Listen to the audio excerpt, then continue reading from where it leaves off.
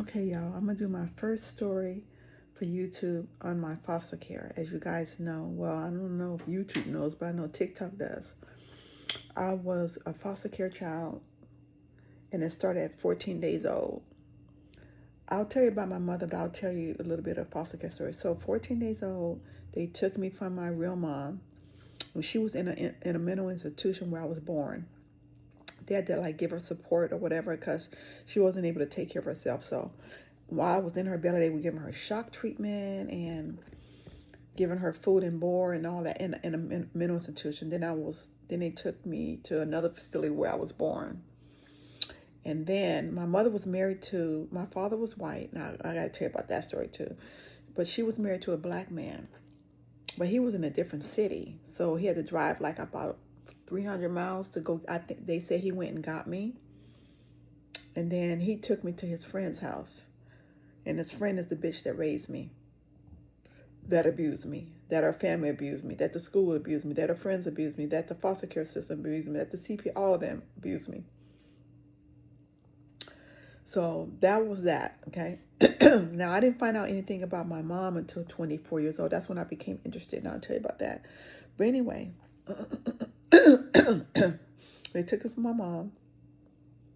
They didn't even try to find somebody else, like somebody in her family. Like I had sisters and brothers that were 30 years older than me, like 25 to 30 years older than me. They didn't even call them and have them try it. But in a way, it was kind of a good thing because their father beat me up. The man that picked me up and brought me to his friend's house. I got to tell you about that story too.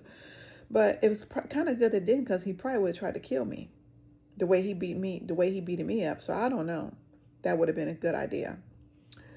So they put me in and then my mom that had me, her mother said, "Don't bring that white baby to my house." So that was another problem. And they said that she was mean anyway. And they said when their grandmama died, which was my grandmother, they didn't even go to her funeral because she was so abusive to them.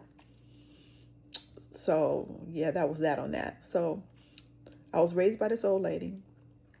In the beginning of what I can remember, I started to remember around 3. That's when I started having all kind of bad stuff, remembering all the bad stuff happening to me. The old lady that raised me was an old lady already. She changed my fucking name, not legally. She just started calling me something else. That followed me through school, kindergarten and on up preschool. So that became a problem, and it's a problem today because I can't get a real ID, and that's another problem. But then people can get their green card, but I can't get a real ID, and I'm a fucking American. So she changed my name, and the name that's on my birth certificate, I'm not even going to tell you guys. I don't want you to know too much information on me.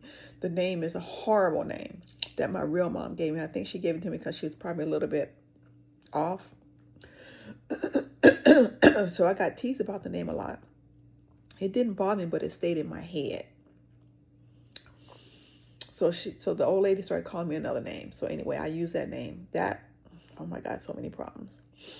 So then how I was able to get ID, when I needed ID, I would just have to go to the school and find the name that they used for me. And then they would let me get a driver's license. But now I can't do that. I mean, for a California ID. So anyway, around 3 years old, I started to remember. And that's when the old lady that raised me, she had a daughter that's probably like 50 years older than me. She used to abuse me. She used to hit me really hard, punch me, throw stuff at me, just horrible. And I lived with her. See, the CPS, the foster care, didn't do shit about it. They just let all these things happen. And because her daughter at the time, I didn't know, was a drug addict, she was taking pills she was taking enemas all the time. She'd do that like 3 times a day. She was taking sleeping pills and she was taking things to make her boo-boo. And she did it every day. She relied on that shit.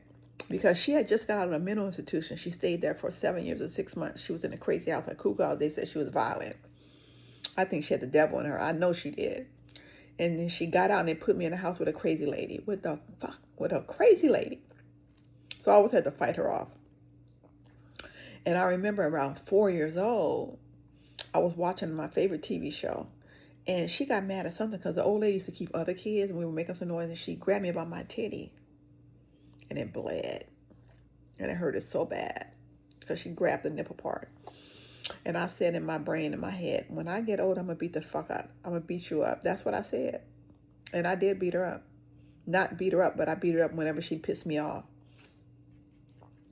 So then that was that. Then around 4 years old, I started school, preschool. And I was so embarrassed that the old lady was taking me to school because of the way she looked. She didn't have no teeth. And anyway, you know, she said she lost her teeth at 24, you dummy. She had pyorrhea. Look it up. Pyorrhea is like some kind of disease because she didn't brush her teeth. She didn't even brush my teeth. I never brushed my teeth, ever, hardly. Maybe a couple times a year. I'm surprised nobody didn't tell my breath stink. And I had a cavity in all my teeth. That's her fault. Because I got 3 kids and all my kids' teeth, they ain't got no cavity. Maybe just one. They ain't got no cavities. Because I stood there and made sure they brushed their teeth. And I brushed them for them. You know how they say, oh, when you get 14 and 15, let them do it themselves. No, I'm doing it for them. Because they don't know how to do it. That doesn't mean they're going to do it right. I do it for them. And eventually one day they will learn. But anyway, I had cavities in all my teeth. And she had me suckling on the bottle until I was like a little bit over 5. I know that because I found some old pictures of me and it showed the date. So she took me to school, and that was that. And then when I got into kindergarten, I was like 4, getting ready to turn 5. That's when I got beat up really bad by a girl named Rita Carroll, and she was in 11th grade. She was a little ugly. Ooh, she was ugly, bald-headed, ugly like a... I don't know if I can say it on here like I do on TikTok, so I'm not going to say it. I'm just going to tell my stories. And y'all can go on TikTok and hear my funny videos if you want. But she socked me in my jaw, and I already knew that she was dangerous. And I remember me looking all around like, is there going to be any protection for me? And she said, hi. I said, hi. And then boom, she hit me. I felt like my jaw was broken. Now you got to remember, I'm 4 and she 11. That's a big age gap. She's like a grown person to me. So I ran home crying. And I ran home and told the old lady that didn't care about me anyway. And I told her what happened. And they didn't do nothing about it. And she just beat me up out of hate. She was jealous of me because I was a very pretty little girl. She wasn't pretty. She was not pretty at all. I was a very beautiful child. I didn't know at that time I wasn't. Plus I was mixed. I was black and white. That was another problem because there was nobody in my community. I was the only black that was mixed. Nobody in my school was mixed. Just me. So that was really hard for me. Nobody wanted to be my friend. And this is young. These are like kindergarten kids, 1st grade. No, even little kids don't want to be my friend because they're taught that very young to hate and think that light skin, that black and white is more beautiful, which I don't understand. But so I never had any friends, and I still don't. I only have like 2 friends, 3. I'll say 2. That I've had them since kindergarten, the same friends. Since kindergarten, same damn friends. I'm not a friendly person. I don't I can't cuss, and I don't care. Because I'm not like desperate for friends. I don't know if that's my personality or if my environment made me be that way. I don't trust people. I mean, I trust, but I don't trust people. I don't rely on people. I don't have a lot of friends. I don't have a large family because of being in foster care. And then when you're in foster care, a lot of people don't want to be your friends. They say, oh, foster kids are crazy. They steal. They got mental problems. They got ADHD. They got all this is what they say about foster kids, and that's not true. Now, they do have foster kids that are crazy. Those are the ones that get kicked out of their real parents' home because they was violent to their parents. That's different. And a matter of fact, I'm going to tell you a story on that because they actually put the good kids that were taken from their parents for all kind of reasons and put them with the crazy kids. That makes the good kids get anxiety and panic. That's another story. I don't know how long I can talk on here. I'm about to get off. Okay? Bye.